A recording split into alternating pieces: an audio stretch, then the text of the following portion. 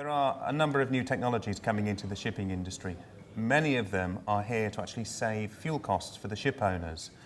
Many, though, are having a few problems or challenges with the ship owners actually accepting them.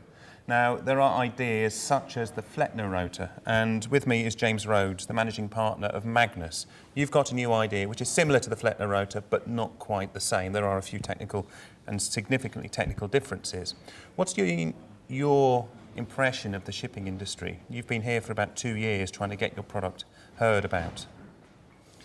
2 years ago, fuel prices are a lot less than today, but they were a lot more than they were 2 years prior.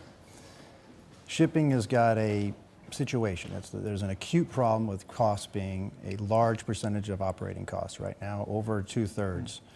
And there's an environmental and economic issue that they're facing. This sail that we put on board, this is a mechanical sail, a rotating cylinder, and we put 4 aboard some of the biggest ships in the world, can save somewhere between 20 and 30% of fuel costs. So that's significant. Ship owners, where before thought that they could build ships and pass through those costs, are finding now by building ships that have these types of devices, they're more attractive to customers who need to green their supply chains. And therefore, both ship owners and ship operators, those that are building the ships and those that are bearing the cost of fuel, are embracing it.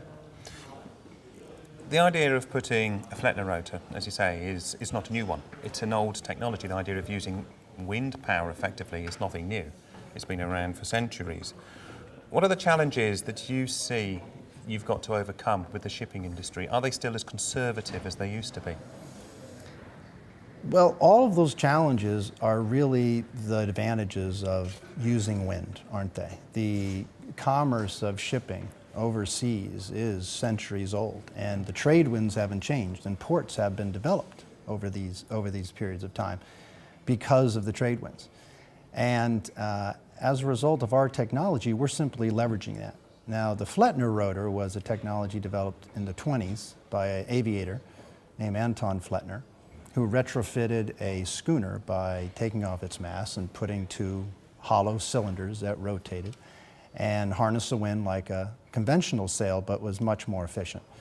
The chief difference between the Flettner rotor and our device called the Magnuss, which stands for Vertically Variable Ocean Sail System, is that it retracts below deck.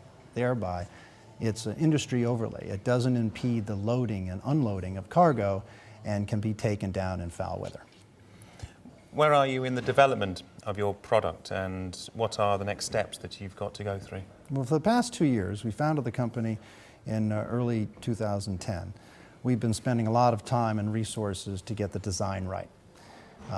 We wanted to make sure that this met both the technical and operational needs of shipping today, so it truly meets the needs and requirements of shipping and shippers.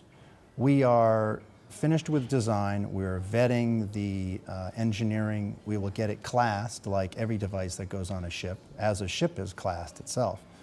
And then we will put it on deck of a customer and test it, and hopefully everything will work out. And according to Hoyle, we will have then a device that meets the requirements of our first customer. Have you given yourself a time span for when you want to see a certain number of your solutions on board vessels? Hard to say. Everything is sort of within that 3 to 5 year time span, mainly because that's what investors like to see, some sort of return. I can see things happening quicker if there's cash that wants to be deployed against a highly attractive customer pipeline. It just means a matter of finding one customer, having that customer almost act as an imprimatur and brand the device.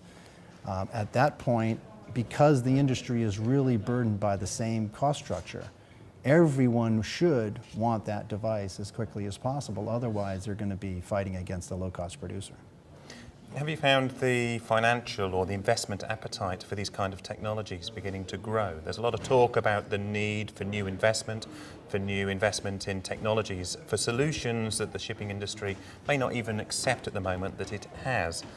How have you seen the appetite for putting money into new technologies? That gets at the conservatism of shipping to some degree. It is a big industry that has had the luxury of years of steady growth and low fuel costs. And in the past decade or so, that has somewhat changed. So we are seeing with new builds, new designs, and an interest in corporate social responsibility and interest in environmental concerns, and perhaps and potentially the value created by emission reductions, a mindset change. That is acute now, given the high cost of fuel, but it is definitely a mindset change. And I think right now, these technologies where they bring economic first, economic benefit, but then some collateral environmental benefit, are the ones that will win. James, thank you very much. This is Craig Eason for Lloyds List.